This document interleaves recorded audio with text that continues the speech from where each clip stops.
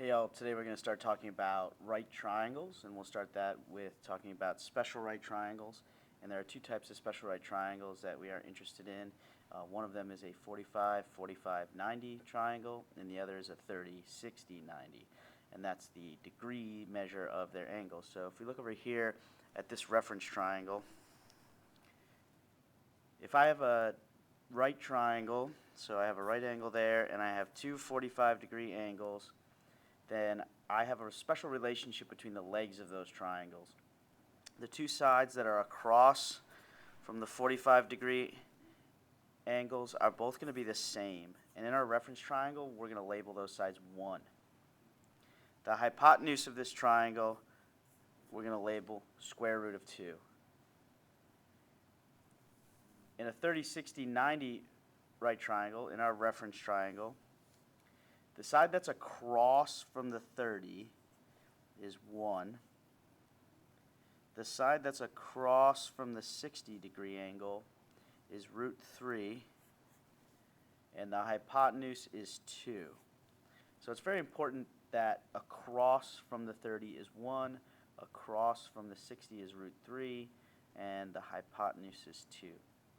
Now we're going to use these two types of triangles to find missing pieces in right triangles, and we're going to use ideas from the last unit of similar triangles as well. So these two triangles you're going to have to know, you're going to have to be able to draw them. They're very useful to you. So let's do a couple examples.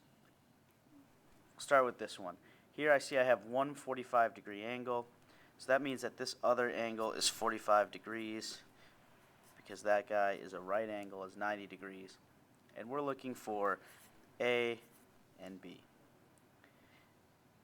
So I'm going to draw my reference triangle, my 45, 45, 90 reference triangle, and I'm going to draw it in the same orientation as the triangle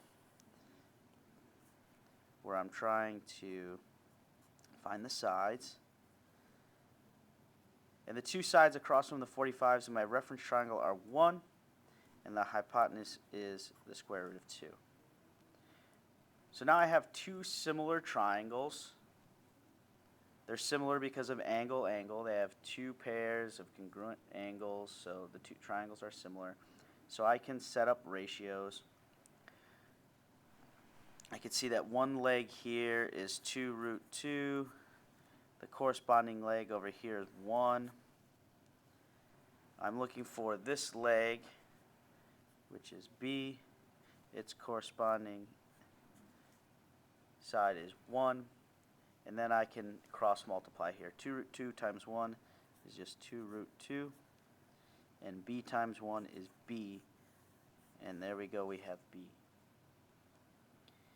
We can do the same thing to find A. I have 2 root 2 over 1, and I have A over root 2.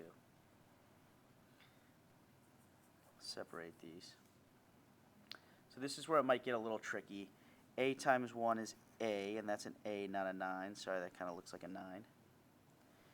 2 root 2 times root 2. I'm going to write it like this first. When I multiply, these are three things multiplied together actually. It's 2 times the square root of 2 times the square root of 2. When I have two square roots multiplied, I can just multiply the numbers underneath the square root. So I have 2 times 2, which gives me root 4. And then hopefully we know that the square root of 4 is 2. And that lets us know that A is 4. So if you're a little fuzzy on square roots, make sure you ask me about them. I can help you through that. I'm going to divide this up so we can work on the next problem. I can do the same thing that I did with this 45, 45, 90 problem with the 30, 60, 90. Since this angle's 60 and this one's 90, then the remaining one that's not labeled is 30.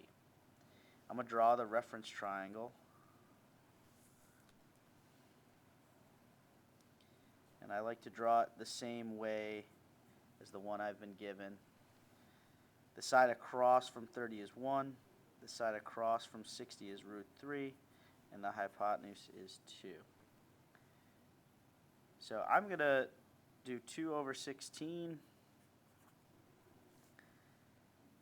and I want to find x. X is related to this root 3, so root 3 over x.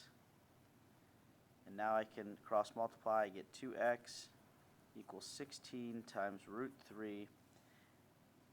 16 times root 3 just looks like them next to each other. Then divide by 2 on both sides. 16 divided by 2 is 8, so we get x to be 8 root 3. I'll use this 2 over 16 again, and I can find y. Y is related to the 1.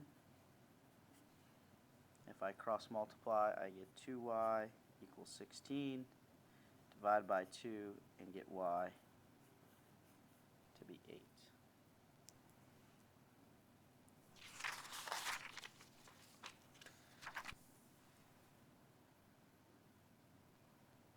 So go ahead and use those examples to find x and y in this first one and find u and v in the second one. Notice I say pause and try. You need to pause this and try these two. So I'm going to start with this 45, 45, 90, draw my reference triangle. The more you draw this reference triangle, the easier it is to remember and commit to memory. So I can do 4 over root 2. And I'll find x first. X goes over 1. So 4 times 1 is 4. Then I have x root 2. And I divide both sides by root 2.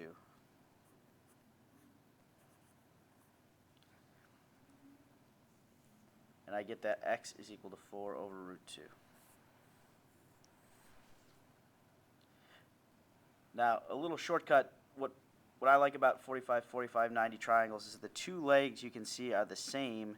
So if x is 4 over root 2, that means y is also 4 over root 2.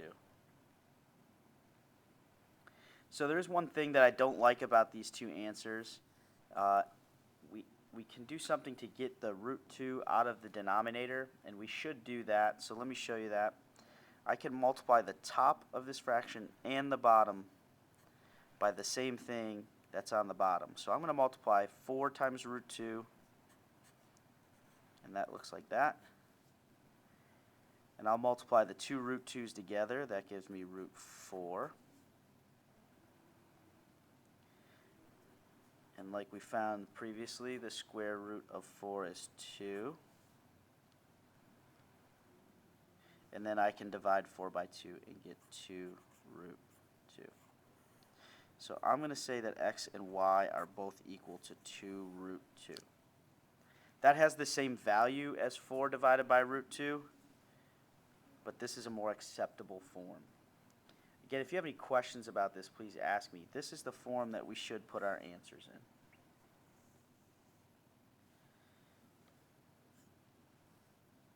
I'm going to draw my right triangle. The side across from 30 is 1. The side across from 60 is root 3. And the hypotenuse is 2. So I have this side. I can write 1 over 2 is equal to 2 over u. I can cross multiply and get u equal 4. I'm going to use the 1 over 2 again, and that's equal to root 3 over v. Cross multiply, v is equal to 2 root 3. And there we have it.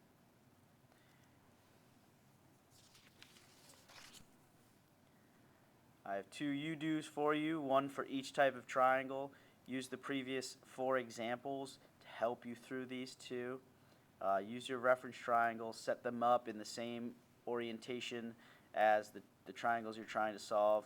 And remember, to clean up your square roots if there are any in the denominator. And again, we can talk about that more in class.